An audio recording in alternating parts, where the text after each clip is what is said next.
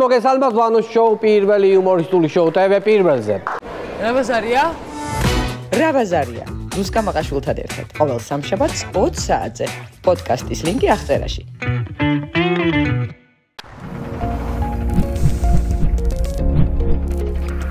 გადაცემის წარმოდგენია PSP. დღეს ძვირფასო ტელემაყურებლებო განსხვავებულად უნდა დავიწყო გადაცემა. დღეს ვიწყებ მილოცვით. როგორც იცით, ჩვენი გუნდის წევრი ონისე ცხადაძე არალეგიტიმურ ხელისუფლებას ყავს დაპატიმრებული, ხო და 2 დღის წინ ქონდა დაბადების დღე. მინდა აქედან მიულოცო და ვუსურვო პირველ რიგში გათავისუფლება მას და ყველა პოლიტპატიმარს. აი ერთით ვნახე, ესეთი სიურპრიზიც მოვამზადე.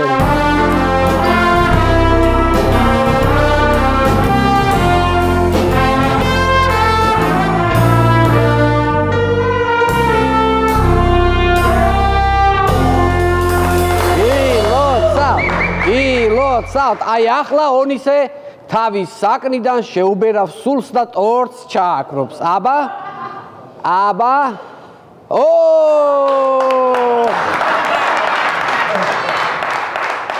ხედავთ ხალხო, საკნიდან შეუბერა და ტორტი ჩააქრო. გლდანიდან ნავთლუხში. პრინციპში ჩააქრობდა, აბა რას იზავდა, აქციაზე ბოძი მოუგლეჯია და ისუსრია პოლიციისკენ და ასეა ხა ჩვენ წიაღში ციბადებიან ჰალკები. ამჯერად ჩვენი ჰალკი თერჯოლიდან არის წარმოშობით. აი ეს ტორტი მე მოვჩები ამ ყველაფერს და დავჭრათ ერთი ნაჭერიც გაუგზავნოთ იქით. მოკლედ დავიწყოთ გადაცემა. 2 დღის წინ დილის 7 საათზე პროკურატურის დავალებით ჩხრეკაზე შევიდნენ იმ ფონდების დამფუძნებლებთან, რომლებიც სისტემატურად ეხმარებიან პატიმრებსა და მათ ოჯახებს. ერთ-ერთი ბინა, სადაც გასაჩხრეკად მივიდნენ, იყო ნანუკა ჟორჟოლიანის ბინა. დანუკას ბინაში დილის 7 საათიდან ჩხრეკაზე ფინანსური პოლიცია შევიდა და ნანუკამ ჩართო ლაივი. ფინანსური პოლიციის გარდა იქ იყო პროკურატურა, სუსი, ეზოში პატრული, 2 ადვოკატი, თავად ნანუკა, 1 ჯარი არ მიუყვანიათ ადგილზე. მოკლედ გუშინ წინ დილის 7 საათის მონაცემებით ყველაზე დაცული ადგილი საქართველოში იყო ნანუკას სახლი. ამ ქმედებით თვითონ ნანუკა შეაშინეს. თავრობას მინდა ერთი რამ ვუთხრა, ხა ნანუკას ძალიან კარგად ვიცნობ, ხა მეგობრობთ ჩვენ და ასე შემდეგ. მე შეშინებული ბევრი მინახავს. შეშინებული პოლიტიკოსი მინახავს, აქტივისტი, შეშინებული ბიზნესმენები მინახავს, მაგრამ შეშინებული ნანუკა, რა ვიცი, მე არასოდეს მინახავს. გინახავს ნანუკა შეშინებული? არასოდეს. და არც არავის ვიცნობ, ვისაც შეშინებული ნანუკა ყავს ნანახი. მაგრამ ნანუკა ბრძოლაში მყავს ნანახი, რაღა ვახტანგ გორგასალი და რაღა ნანუკა ჟორჟოლიანი, რა ვიცი, რაში გჭირდებათ, რა გინდათ ამ ხელაუმი. პროკურატურის და ძალოვნების ასეთ ქმედებაზე ხომ უარყოფითი შეფასება უნდა ჰქონდეს ყველა ნორმალურ ადამიანს, მაგრამ ქოცები ამას სულ სხვანაირად აფასებენ. ოჯახებში შევარდნები თქვენ ამ თავრობის გიკვირთ? სააკაშვილის დროს როგორ აწიოკებდნენ ხალხს? ესე ამბობენ. მართალია, რომ დავაკვირდი, ესენი ძალიან სხვანაირად შედიან სახლებში. წყნარად მოდიან პროკურატორიდან, მორცხვად შემოლაგდებიან სახლში და მშვიდად იწყებენ თქვენი ცხოვრების არევას და თავდაყირა დაყენებას. მე უცებ მოულოდნელად აგერ სადღაც კუთხეში შენიშნავ მწერებივით მოგოგმანე სუსის თანამშრომლებს. თან როგორი მორცხვები და უსუსურები არიან, ხმას არიღებენ, ანას და დადიან და დაბუნჩულობენ თქვენს ოთახებში და მოწიწებით იქექებიან თქვენს პირად ნივთებში. იქით ეზოს გადახედავ და ივსება ეზო შავოსანი მუტრუკებით. მოკლედ ულამაზესი სანახაობა, რაღა პროდასავლურად მოაზროვნე მოქალაქის სახლი, ჩხრეკისას და რაღა კახეთის შემოდგომისას. ორივე ულამაზესია, თვითონაც აი ესე ხატოვნად ესე ჩამოვაყალიბე სუსის და ძალოვნების ეს ქმედებები. საერთოდ მე დავაკვირდი და გაправებებში ძვირფასო ტელემაყურებლებო ბადალი არ აყავთ ქოცებს. აი მაგალითად ნახოთ როგორ ხსნის სუსის მოსმენებს და ქმედებებს არალეგიტიმური პარლამენტის დეპუტატი სოფლიო დონის პოლიტიკოსი ნინო წილოსანი. მე ესე ვარქმევ ამ ადამიანს. სუსის დანიშნულებაც ისაა, როცა ხალხს ძინავს სწორედ ეს მათი მშვიდი ძილი უზრუნველყოს. ვაიმე ნინიკო, რა კარგად თქვი. რა კარგად. საერთოდ სუსი ასე ხომ არ გავშიფროთ. სუსი, ანუ სიზმრების უზრუნველყოფის სამსახური. ან სუსი სანამ შენ გძინავს უფსაფრთხოების სამსახური. მგონი კარგი იქნება ნინიკო ეს ძალიან. აუ ნინოს აზრით სუსი ზრუნავს რომ ღამით მშვიდად გვეძინოს, ხოლო დანარჩენი მთავრობა ზრუნავს რომ დღისითაც მშვიდად გვეძინოს. ვიფასო მეგობრებო და ასე გძინავს უკვე მე-13 წელია. აქვე მინდა გაგახსენოთ ნინო წილოსანის წინა კვირაში ნათქვამი ფრაზა, სადაც ის მთავრობას აправებდა რას აპროტესტებს ეს ხალხიო, რაღაცა უწყინარ 5,000 ლარიან ჯარიმასო. გახსოვთ ხო ეს განცხადება ძვირფასო ტელემაყურებლებო. ახლავე გეტყვით ნინოსთვის 5,000 ლარი რატომ არის უწყინარი? მოვისმინოთ ინფორმაცია. ვაგონ შენკეთებელი ქარხანა ნინო წილოსანის ოჯახმა არქის მიყიდა. ვაგონ შემკეთებელი ქარხანა. წარმოიდგინეთ ხალხო, ჯერ ერთი ვაგონი რამხელაა და ვაგონების შემკეთებელი ქარხანა რამხელა იქნება. ანუ წილოსანის მამამ ქარხნის ტერიტორია მიყიდა არქის, რომლის ფართობი 217,000 კვადრატული მეტრია.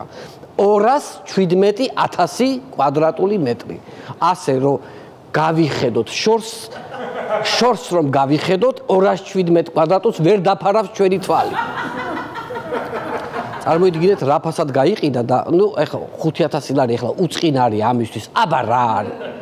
ამისთვის უწყინარი კი არა, ამისთვის არის უსპექტაკესი 5,000 ლარი. ამისთვის ეხლა რეალურად ბრელოკის რაღაცა ფასია, ბრელოკის ფასიანი რაღაცა ჯარიმა არის 5,000 ლარი.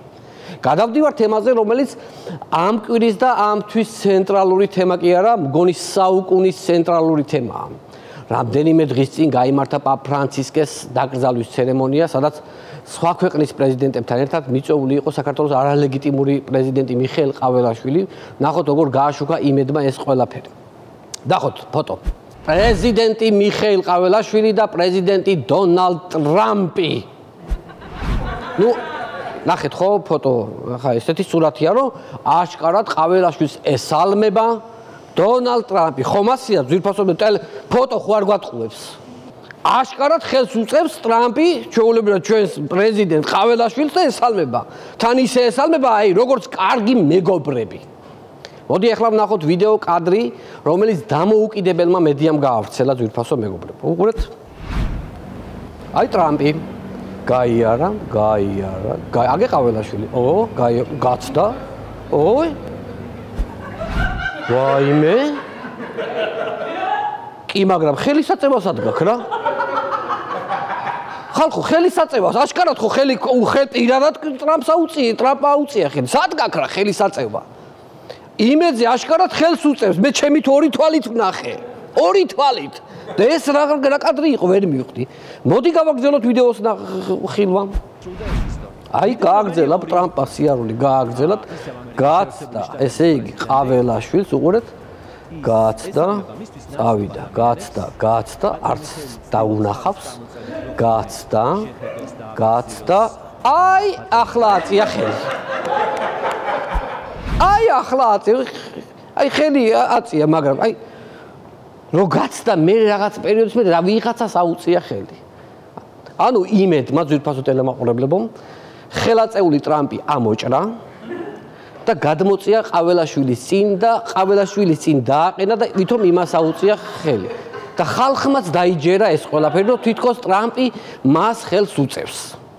ქართული ოცნების ამომრჩევლებს მინდა მივმართო. აი ამ წამს განახეთ ერთი მაგალითი, როგორ სიცრუეში გაცხოვრებენ და როგორ რამხელა პროპაგანდის ქვეშ ხართ მთელი თქვენ ვინც ხართ საერთოდ. ამიტომ ახლა ფიზიოლოგიური ხსნარი აიღეთ და თვალებში ჩაისხით, რომ ის ბინდი რაც გაქვთ გადაკრული, ეგ რომ დაგეწმინდოთ და თვალებში რომ ნორმალურად გამოიყენოთ. აი ამ წამს განახეთ. იმედი ერთადერთი ტელევიზია, რომელმაც რომის პაპის გასვენება ყაველაშვილის დასაპიარებლად გამოიყენა. დაახლოებით როგორი რაღაცა იცით, ადრე რომ გასვენებებში გასათხოვარ გოგოს დაანახებდნენ ხოლმე ბიჭს.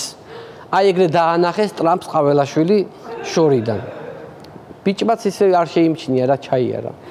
ასე ამ ფოტოს დამონტაჟების დროს თურმე იმედში აზრები ორად გაიყო, ზოგი დამონტაჟებულ ფოტოს ამ ვერსიას ეთანხმებოდა, ხოლო ზოგს უნდოდა რომ ტრამპი ყაველაშვილთან კიდევ უფრო ახლოს ჩაესვათ, მაგალითად კალთაში. ამით ყაველაშვილის ლეგიტიმურობის საკითხი კი არ შეიცვლებოდა, მაგრამ სამაგიეროდ ძალიან თბილი ფოტო გამოვიდოდა ეს კალთაში რო უზის ახლა, ძალიან საინტერესოა. მოკლედ მეგობრებო, ტრამპთან შეხვედრა პრობლემას აღარ წარმოადგენს არავისთვის. სად გინდათ შეხვედრა, როგორ გინდათ, რა სიტუაციაში გინდათ, ყველაფერს დაგიგეგმავთ იმედის ფოტოშოპის სპეციალისტი. მაგანიცის კარგად, როგორ გინდა, რა ვითარებაში, კამათში, ღიმილში, ასე შემდეგ, ნებისმიერ ფოტოში ჩაგსვავთ და იქნებით ტრამპთან შეხვედრილი. იმედის ამ ფეიქ ინფორმაციაზე ატყდა ამბავი ტრამპი ყაველაშვილს მიესალმა ვარა და ხელის აწევა მართლა მნიშვნელოვანია. მე მახსოვს წინა მთავრობის დროს სააკაშვილმა რომ ბუში ჩამოიყვანა, რა ვიცი, ჩეკი ჩამოიყვანა, მაგრამ საქართველოში ხა ბუში სიტყვით გამოვიდა, ესეც მახსოვს. ხინკალი ჭამა, ესეც მახსოვს. დალია იცეკვა, ესეც მახსოვს. ეს ყველაფერი მახსოვს, მაგრამ ბუშს მიშასთვის ხელი აეწევს, მე ეგეთი არაფერი არ მინახავს. ეგეთი იქ არაფერი მომხდარა, ნუ არაფერი ისეთი არ ყოფილებს. გადავდივართ შემდეგ თემაზე, მაგრამ ისევ ყაველაშვილის ახლოს ვტრიალეთ. მოკლე ანეკდოტი ხომ მოგისმენიათ ხოლმე, აი მოკლე ანეკდოტებს რო აკეთებენ ერთ წინადადებიანი ანეკდოტი. მაგალითად, სვანმა მარაო იყიდა და გაიყინა. ხო იცით ესეთი ანეკდოტი? მაგალითად, სვანს სუნთქვა დაავიწყდა და გაიგუდა და ასე შემდეგ. ესეთი მოკლე ანეკდოტები ხოლმე ერთხაზიანი. გთავაზობთ კიდევ ეს ასეთ მოკლე ანეკდოტს, ნახოთ ეს მოკლე ანეკდოტი. მე როგორც უმაღლესი მთავარსარდალი მიხეილ ყაველაშვილი. ჩემი აზრით ყველაზე დიდი იუმორის გზნობა აქვს ადამიანს, რომელიც არალეგიტიმურ პრეზიდენტ მიხეილ ყაველაშვილს უწერს აი ამ ოფიციალურ ტექსტებს. აი მაგალითად ეს ხომ მოიფიქრა და ხო ჩაწერა იმაში, რომ მე როგორც უმაღლესი მთავარსარდალი. ეს ფრაზა რო დაწერა, ალბათ ნახევარისა თვითონ იცინოდა. რო წარმოიდგინა, რომ ამას ამბობს, მიხვდით, მიხეილ ყაველაშვილი. ჩემს მონოლოგში მძიმე თემების გაჟღერებაც მიწევს. ნუ ასე ხდება ძვირფასო მეგობრებო. მინდა დიდი გულის ტკივილით გამცნოთ და გაცნობოთ, რომ ქართული პოლიტიკიდან და თანამდებობიდან უკვე მეორედ უფრო დამაჯერებლად წავიდა ყოფილი ორგზის პრემიერ-მინისტრი ქართული ოცნების თავმჯდომარე ირაკლი ღარიბაშვილი. ჩვენი მხრიდან მადლობა მინდა გადაუხადოთ ირაკლი ღარიბაშვილს და მადლობის გადახდის მიზნით გავიხსნოთ მის მიერ გაკეთებული ყველა ის საქმე, რომელიც მან ამ 13 წლის მანძილზე გააკეთა. გავიხსენეთ, გავაგრძელოთ. ახლა გადავდივართ უშუალოდ მის ბრიფინგზე. როგორც წესი, ირაკლი პრემიერ-მინისტრთან ერთად ან პარტიის დამფუძნებელთან ერთად უნდა გამოსულიყო და ასე გამომშვიდობებოდა პარტიის ღირსეულ სახეს, მაგრამ ღარიბაშვილი მარტო გამოვიდა, მარტო დაგვემშვიდობა, თავის მარტო შეიქო, ცრემლიც თვითონ მოიწმინდა, გასამხნევლად მხარზე ხელიც თვითონ მოითათუნა და მე გითხრა, რომ რაც დამეკისრა, ყველაფერი შევასრულეო და ახლა კერძო სექტორში გადავდივარო, გასვლისას ბორჯომის იაშიქს დაავლო ხელი და ისე გაუჩინა. რაც შეეხება მადლობებს, დაითვალეს მართლა და გამოსამშვიდობებელ ტექსტში ირაკლი ღარიბაშვილმა 7 ჯერ გადაუხადა მადლობა ბიზინა ივანიშვილს. მხოლოდ და მხოლოდ 7 ჯერ გადაიხადა მადლობა. ეს დაახლოებით 70%-იანი კლებაა წინა წასვლებთან შედარებით. არა, აშკარად რაღაცა უთანხმოება ივანიშვილსა და ღარიბაშვილის შორის, თორემ 7 მადლობაზე ხურდებოდა ადრე ირაკლი მარტო. ღარიბაშვილის წასვლა ყველაზე ორიგინალურად ახსნა არალეგიტიმური პარლამენტის თავმჯდომარემ შალვა პაპუაშვილმა. მოდით ნახოთ მისი განცხადება. ვფიქრობ, ღარიბაშვილმა ყველაფერი განმარტა. როცა წარმატების პიკზე ხარ, მაშინ უნდა წახვიდე და არა მაშინ, როდესაც პარტიას უჭირს. ეთყობა მაგიტო ჰქონდა ღარიბაშვილს ასეთი გაბრუებული სახე, შენელებული მეტყველება, წარმატების მწვერვალზე რო არის, იქ ხომ ჟანგბადის და ბიძინას ნაკლებობაა და მაგიტომაც იყო ესე უხასიათო. პიკზე რო ხარ, მაშინ უნდა წახვიდეო. ხომ კარგად გაიგონეთ რა თქვა. აი ხო და შალვა, ოცნების რეიტინგი ხომ პიკზეა ახლა. ქვეყნის ეკონომიკა ხო განვითარების პიკზეა, ხო და ახლა უნდა წახვიდეთ. აი ახლა არის მომენტი რომ უნდა წახვიდეთ. აი ახლა ის დრო რომ წახვიდეთ, იმიტომ რომ გაგვიჭირდება და ხალხს საჭვლის ფული აღარ ექნება. მაშინ კი არ უნდა წახვიდეთ, ახლა უნდა წახვიდეთ. სრულ ფუფუნებაში რომ ცხოვრობთ, ერი. ხო და წადით ახლა, წადით. წადი დაგვაცადეთ კაცო ამ სიმდიდრეში ცხოვრება და თქვენს დაისვენეთ და თქვენს დავისვენებთ კაცო. ნუ წესით ოპოზიცია უნდა ამობდეს ამ ყველაფერს და გიშვებდნენ სახში, მაგრამ ნუ ოპოზიციას ჯერ არ ცალია, ჯერ მემორანდუმებს აწერენ ხელს. ამჯერად შეუდრეკელობის მემორანდუმს აწერენ ხელს, მერე მოდის მენტალური სიმტკიცის მემორანდუმი, მერე მედგრადდგომის მემორანდუმი და მერე უკვე შეიძლება მოიცალონ აი ამ თემისთვის. ნუ ქართული ოცნება რაც რო გადის, სულ უფრო ხშირად ახსენებს 2025 წლის ადგილობრივ არჩევნებს. ნუ ფაქტიურად უკვე წინა საარჩევნო მზადება აქვს დაწყებული, ნახოთ როგორ აფასებს ოპოზიციურ პარტიებს ოცნების ერთ-ერთი სახე ირაკლი ზარქუა. ერთად უნდა მოგაქუჩოთ ადამიანმა ჩაქსვათ დიდ სკივრში, სადაც მიეწერება უსამშობლოები, უთავმოყარეობი, უპრინციპოები და ლუზერები და ოკეანეში უნდა გადაგაგდოს. ეს არის თქვენი ბოლო და ამას გააკეთებს ადგილობრივ არჩევნებზე ქართული საზოგადოება. მე ვფიქრობ, ეგ მსუბუქი სასჯელია ირაკლი. ძალიან მსუბუქი სასჯელი. იცი რა უნდა უკნა მაგ ხალხს ირაკლი? უნდა გაიყვანო უდაბნოში. პაპანაკებამ ზიან გულზე ბოძზე მიაბა და კარგად უნდა გაროზგო. კარგად უნდა გაროზგო ეგ ყველანი. აი შენ რასაც გიპირებდნენ დუბაიში. აი ისე უნდა რო გადაურჩი მაგ ამბავს. აი ისე უნდა გაროზგო ესენი. ეს უსამშობლო არაბები რასაც უპირებდნენ ამას ირაკლის ჩვენს უდაბნოს არწივს. ჩვენი მართლა საამაყო უდაბნოს არწივს. მინდა შემოგთავაზოთ საგანგაშო სტატისტიკა, რომელიც არჩევნებს უკავშირდება. ნახოთ ფოტო თუ შეიძლება. 2024 წელს საქართველოს მოქალაქეობა 3597 ადამიანს მიენიჭა, მათ შორის 2361 რუსეთიდან. მოკლედ ხოცები ამომრჩევლებს ამრავლებენ, ძვირფასო მეგობრებო. დარწმუნებული ვარ, მიმდინარე წელს უფრო მონდომებით გააგრძელებენ რუსეთის მოქალაქეებისთვის პირადობების გადაცემას და 2025 წლის ადგილობრივ არჩევნებზე გამოვა ცესკოს თავმჯდომარე გიორგი კალანდარიშვილი და მოსახლეობას ამცნობს, რომ ვიბორი პრაშლი ვწიხომ ი მირნომ სრეცე. ხალხაშორის აქვე მინდა გამცნოთ, რომ სულ რამდენიმე დღის წინ ჩვენი არალეგიტიმური მთავრობის გადაწყვეტილებით საქართველოში უვიზო მიმოსვლა დაუწესდათ ისეთ ქვეყნებს, როგორებიცაა ავღანეთი, ბანგლადეში, ნიგერია და ასე შემდეგ და ასე რამდენიმე 18 ქვეყანაა. კიდევ კარგი წინა ხელისუფლებამ არ დაუწესა ესეთ ქვეყნებს უვიზო მიმოსვლა, თორემ ხომ გადავჯიშდებოდით ქართველები. მონოლოგის ბოლოს მინდა კახი კალაძის ძალიან თვითდარწმუნებული და ოპტიმისტური განცხადება გამცნოთ. ნახოთ მერის განცხადება. 2028 წელსაც ქართული ოცნება გაიმარჯვებს და შემდეგ არჩევნებშიც. აი კახი კალაძე, შენ მე მგონი საერთოდ დაგავიწყდა ჩვენი ოპოზიციის გეგმები. ერთი რამ დაიმახსოვრე შესაძლოა ქართულმა ოცნებამ 2028 წელს გაიმარჯვოს, იმასაც არ გამოვრიცხავ, რომ 2032 წელსაც გაიმარჯვოს, სულაც შეისაძლოა, რომ 2036 წელსაც გაიმარჯვოს, მაგრამ კარგად დაიმახსოვრეთ 2040 წელსაც რომ გაიმარჯვოთ, კიდევ კარგად დაიმახსოვრეთ, რომ საქართველო ბელარუსი არასოდეს გახდება. რატომ? იმიტომ რომ ამ დროისთვის ოპოზიციას უკვე 1000-ობით მემორანდუმზე ექნება ხელი მოწერილი. 1000-ობით მემორანდუმზე და იცით რომ ამდენი მემორანდუმი რო იქნება დაგროვებული, აი მაგ მემორანდუმებს და ოპოზიციურ პლატფორმებს სად გაექცევით? სად გაექცევიან?